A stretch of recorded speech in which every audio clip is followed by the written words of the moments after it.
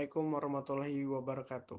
Perkenalkan, nama saya Muhammad Hafiz Dafarisman dengan NIM 0612 11 82 32 80 11. Saya dari Pendidikan Teknik Mesin Angkatan 2023 Universitas Sriwijaya. Jadi, di sini saya akan membuat video tentang teknik pengecoran logam, di mana video ini akan membahas tentang pengecoran sandcasting terutama pada cetakan dalam. Nah, saya membuat video ini itu guna untuk memenuhi mata kuliah praktik pengecoran, di mana dosen pengampunya yaitu Bapak Anugrah Agung Ramadan SPD MPDT dan Ibu Ainun Melinda MPD. Langsung saja ya, teman-teman. Di sini kita bakal membahas tentang pengecoran logam terlebih dahulu.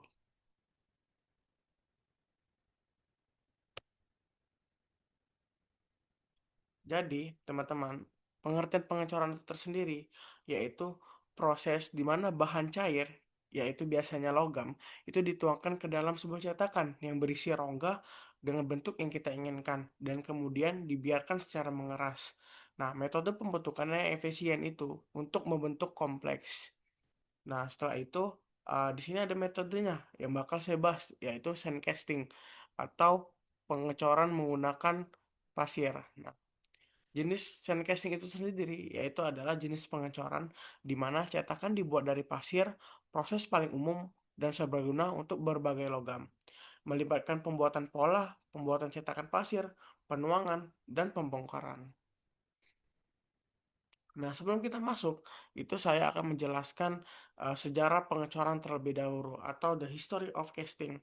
Jadi, pengecoran itu sudah ada dari zaman kuno, teman-teman. Di mana awal mula itu penggunaan logam cair yaitu 4000 abad sebelum Masehi. Dan teknik itu yang pertama adalah lost wash casting untuk patung perunggu. Nah, untuk material yang itu sendiri ada tembaga, perunggu, dan emas. Setelah itu, dari zaman kuno itu berevolusi ke abad 18 dan 19, di mana itu pembentukan pengecoran besi massal. Cetakannya itu mulai masuk ke cetakan pasir dan mesin uap. Setelah itu masuk ke abad ke-20 atau 20 century, di mana yaitu materialnya mulai baru. Ada aluminium, magnesium, bahkan padan khusus. Untuk prosesnya tersendiri ada die casting, investment casting. Dan sekarang sudah masuk ke era modern, teman-teman, di mana itu ada simulasi komputer, bahkan 3D printing. Otomatisnya itu yaitu robotika dalam pengecoran. Jadi untuk sejarah pengecoran itu sudah mengalami 4 sejarah, di mana dari zaman kuno, terus ke zaman revolusi industri, terus ke abad ke-20, bahkan ke zaman era modern sekarang. Jadi, ada 3 pilar utama dalam proses pengecoran, teman-teman.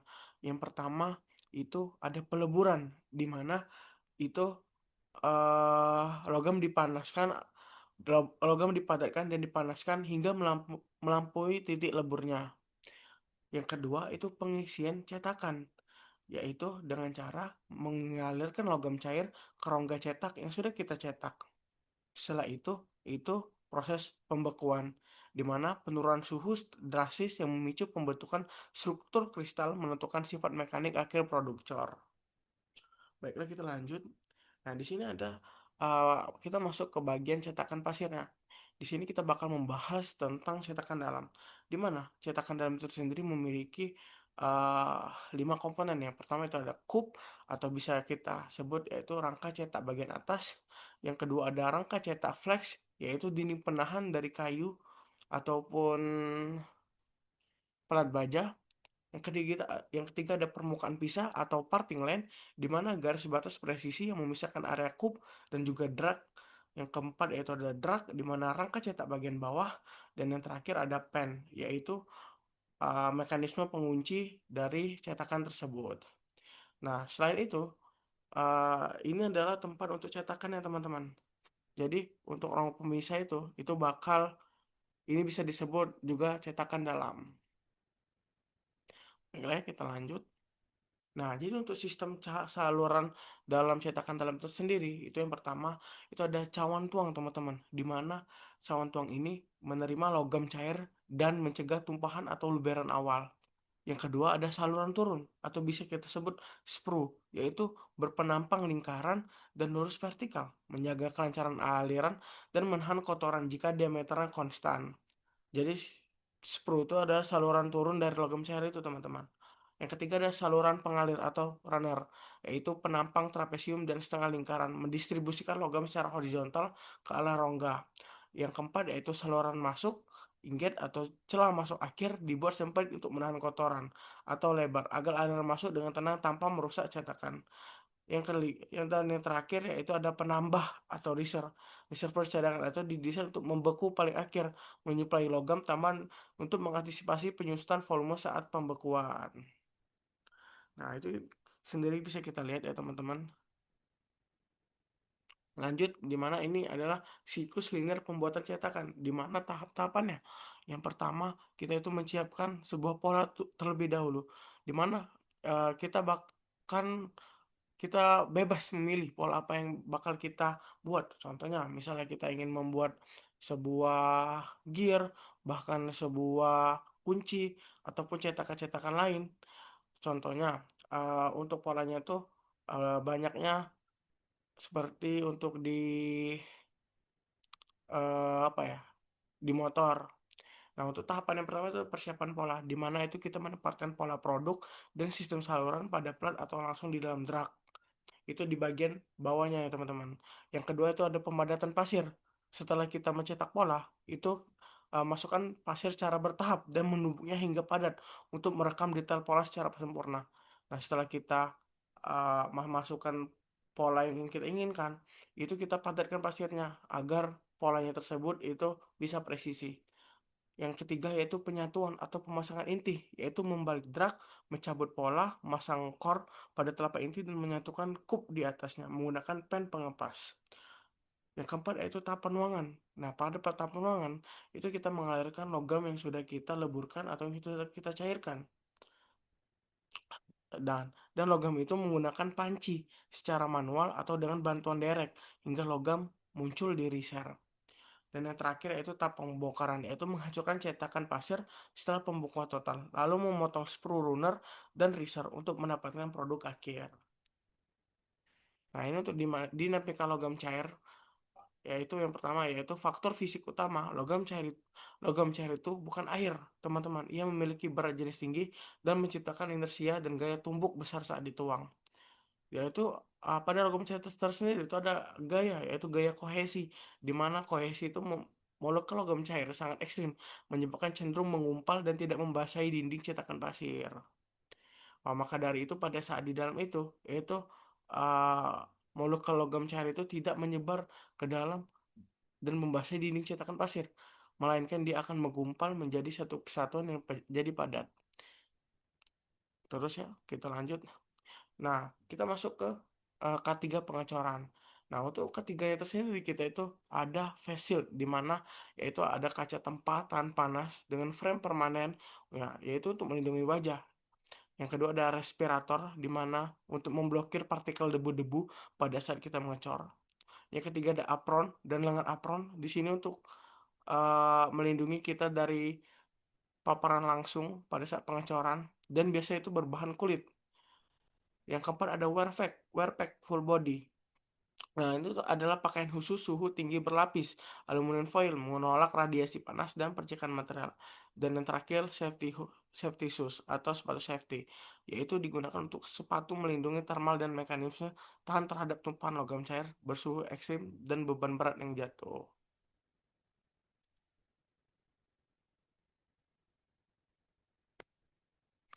Nah, jadi itulah teman-teman ya, untuk pengecoran logam. Nah, mungkin dari kalian sendiri itu masih kurang paham. Di sini saya akan menampilkan beberapa video yang mungkin bisa kita lihat bagaimana prosesnya secara langsung.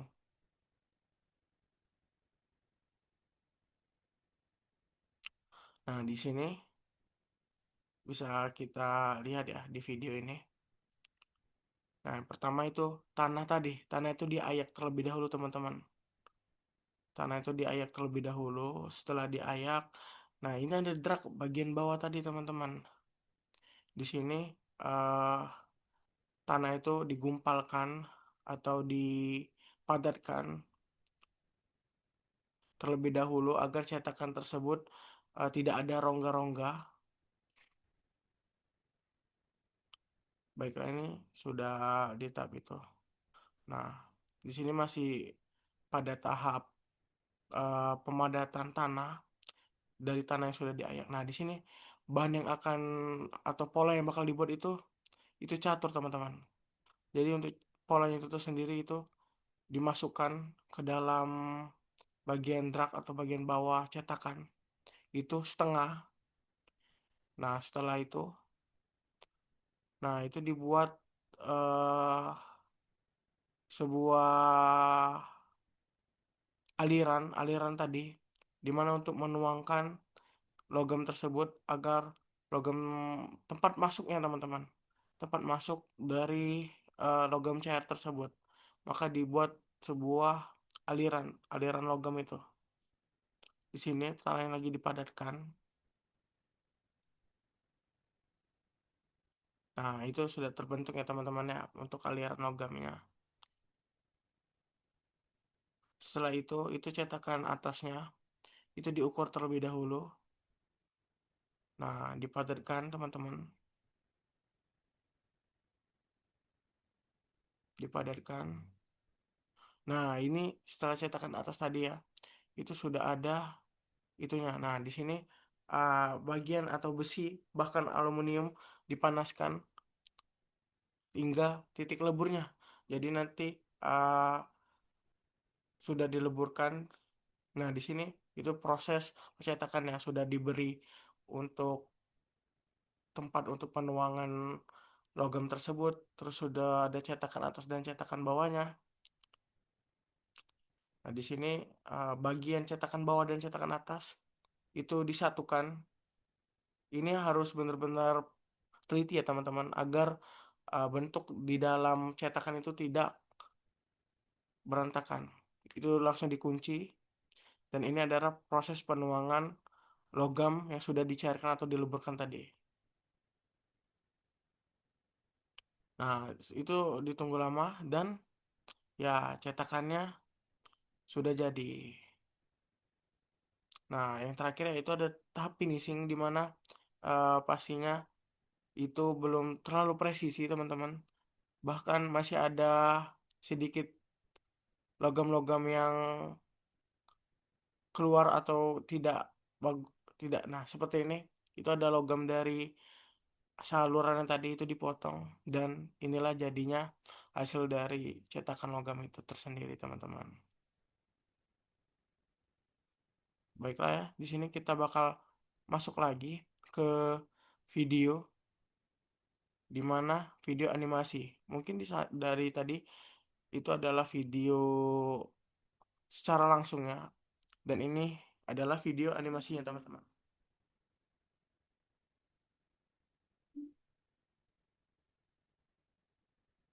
Nah, ini untuk video animasinya, teman-teman, ya. Di mana itu yang pertama, eh nih bisa kita lihat. Pertama itu kita menentukan pola yang akan kita buat atau yang ingin kita cetak. Nah, pada bagian kanan ini itu sudah ada saluran untuk memasukkan logam ya. Setelah itu, tanah tadi kita masukkan dan kita padatkan. Ini ada saluran masuk dan juga saluran keluar. Di sini agar rongga-rongga dari cetakan itu tidak berkumpul di sini. Jadi makanya dibuat dua saluran. Di sini untuk boxnya dipadatkan dan untuk cetakan yang dikeluarkan dan disatukan. Setelah disatukan itu dikunci.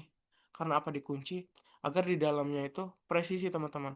Kalau tidak dikunci nanti eh, di dalam itu bakal goyang-goyang dan hal yang akan atau spesimen yang akan kita cetak itu tidak presisi, teman-teman. Makanya itu harus dikunci.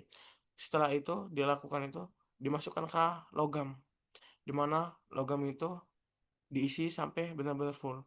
Setelah diisi, itu kita melakukan proses pendinginan.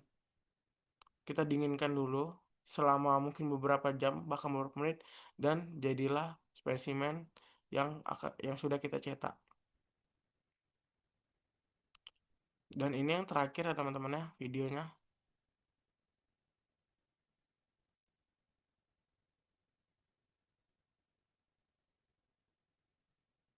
Baiklah ya, mungkin itu saja teman-teman penjelasan dari saya tentang eh, teknik pengecoran logam, terutama pada sand casting pada bagian cetakan dalam.